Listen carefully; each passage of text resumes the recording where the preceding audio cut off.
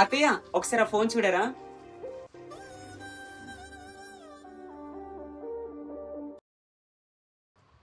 Hello hello. ఏయ్, ఎంతసేపు wait చేయాలి? లొకేషన్ లా తొందరగా.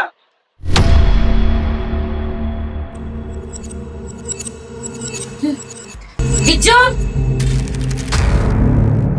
రే విజ్జు,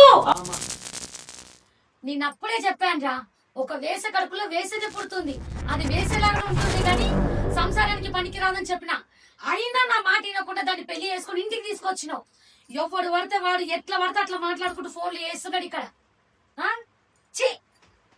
ఏమ్మా ఏంద్రా ఫోన్లో? మాది కాదమ్మా, ఒకసారి నేను చెప్పింది వినమ్మా.